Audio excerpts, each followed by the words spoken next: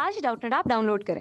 Doubtnut पर अपने सभी गणित, रसायन विज्ञान, भौतिक विज्ञान और जीव विज्ञान के डाउट्स का करो सफाया। बस प्रश्न की फोटो खींचो, एक ही प्रश्न को क्रॉप करो और तुरंत वीडियो सोल्यूशन पाओ। अभी डाउनलोड करें। इस क्वेश्चन में गिवन है कि ध्वनि का वेग ज्ञात करने के लिए न्यूटन के सूत्र में लाप्लास ने संशोधन क्यों किया। न्यूटन के सूत्र में लाप्लास ने संशोधन इसलिए किया क्योंकि न्यूटन जो सूत्र दिए थे, न्यूटन का जो सूत्र था उसमें न्यूटन ने कहा था कि जब कोई भी तरंग चलती है तो उसका ताप क्या था, नियत रहता, उसके ताप को उन्होंने स्थिर करके रखा था। तो न्यूटन ने कहा अगर कोई भी ध्वनि अगर चल रही है तो उसका जो ताप रहता है वो स्थिर रहता है।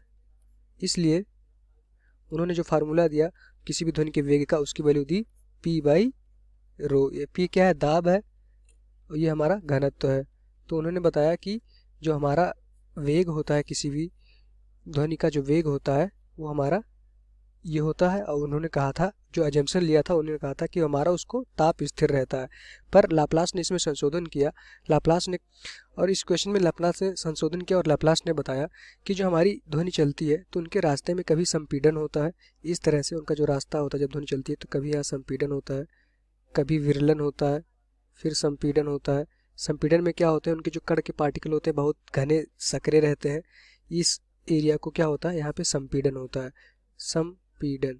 तो यहाँ पे हमें क्या होता है कि जो ऊर्जा इनकी होती है, यहाँ पे इनकी ऊर्जा बढ़ जाती है। इनकी यहाँ पे ऊर्जा जो होती है वो बहुत ज़्यादा होती है। विरलन के समय इनकी ऊर्जा कम हो जाती है। तो ये प्रोसेस इतना तेज होता है कि हमारी वेव का ये सब संपीड़न और विरलन बनने की जो स्थिति होती है बहुत ही तेज होती है। इस वजह से जो हमारी ऊर्जा यहाँ से निकलती है और यहाँ जो ऊर्जा बाहर से सराउंडिंग से जो ऊर्जा यहाँ अंदर आती है वो ऊर्जा का आदान प्रदान नहीं हो पाता है गैसों में। और वैसे भी इसका हम जानते हैं कि गैसें क्या होती हैं, ऊर्जा की कुचालक होती हैं। गैसें ऊर्जा की कुचालक होती हैं। गैसों में ऊर्जा का आदान प्रदान नहीं हो पाता है। वो आदान प्रदान इसलिए नहीं हो पाता है क्योंकि यहाँ पे ये जो संपीड़न और विरलन बनने की स्थिति है बहुत तेज़ी से होती है। उन गैसों को जो ऊर्जा यहाँ से संपीड़न के समय में बहुत ज़्यादा यहाँ पे ऊर्जा होती है, ऊर्जा बाहर निकलने का टाइम नहीं मिल पाता है। इस वजह से इनकी ऊर्जा जो रहती है वो बाहर नहीं जा पाती है, ना बाहर से इसके अंदर ऊर्जा आ पाती है।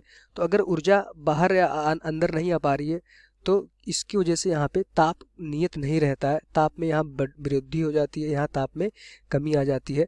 तो उन्होंने कहा कि जो न्यूटन साहब ने कहा था ताप स्थिर रहता है, ताप स्थिर नहीं रहता है। संपीड़न विरलन बनने की स्थिति वजह से ताप हमारा स्थिर नहीं रहता है, कभी ताप बढ़ता है, कभी ताप घटता है। हमारी ऊर्जा का आदान प्रदान जो होता है वो स्थिर रहता है क्योंकि ये प्रोसेस बहुत ही तेज होता है। तो उन्होंने कहा कि ये जो प्रोसेस होता है, ये कौन सा प्रोसेस होता है, रुद्धोष्म प्रोसेस होता है, रुद्धोष्म प्रक्रम होता है उन्होंने कहा।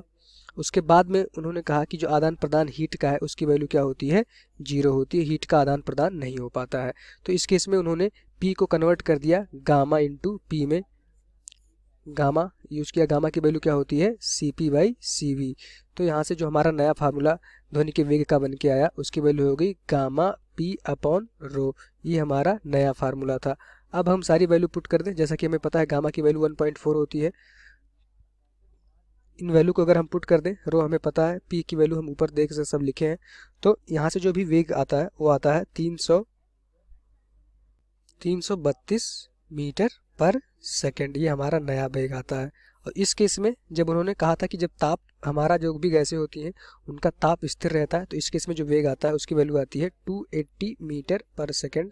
इसमें जैसा कि हमें पता है 0 डिग्री सेंटीग्रेड पे, 0 डिग्री सेंटीग्रेड टेम्परेचर पे जो हमारा प्रेशर होता है उसकी वैल्यू होती है 1.05 इंटू 10⁵ न्यूटन मीटर स्क्वायर। और कि जो घनत्व होता है उसकी वैल्यू होती है 1.26, ये 1.29 होता है kg पर मीटर क्यूब होता है। अगर इन सारी वैल्यू को हम इसमें पुट कर देते हैं इन सारे फार्मूले में तो ये हमारा आता है v की वैल्यू 280 मीटर पर सेकेंड स्क्वायर। अब यही सारी वैल्यू हम इसमें पुट करते हैं P/ρ की, और गामा की वैल्यू 1.4 पुट कर देते हैं। तो यहाँ से जो हमारा वेग आता है 332 मीटर पर सेकेंड आता है। ये वेग क्या होता है, यह वेग जो होता है सॉलिड में सबसे ज़्यादा होता है, उसके बाद फिर हमारा द्रव में होता है, लिक्विड में होता है, फिर ये द्रव में होता है, फिर ये गैस में होता है। ये हमारा हमें पता होना चाहिए कि जो ध्वनि होती है उसकी चाल सबसे ज़्यादा ठोस में होती है, उसके बाद फिर द्रव में होती है, फिर गैस में होती है। तो लाप्लास ने करेक्शन इसलिए किया क्योंकि उन्हें लगा कि यहाँ पे जो ताप है वो हमारा ताप नियत ना रह के बल्कि हमारी ऊर्जा नियत रहती है। ताप हमेशा चेंज होता रहता है, कभी संपीड़न के केस में ताप बढ़ जाता है, विरलन के केस में ताप घट जाता है। ये हमारा जहाँ किरणें दूर दूर हैं या तरंगे उसको कहते हैं विरल माध्यम। सो इसका आंसर ये होगा। Thank you.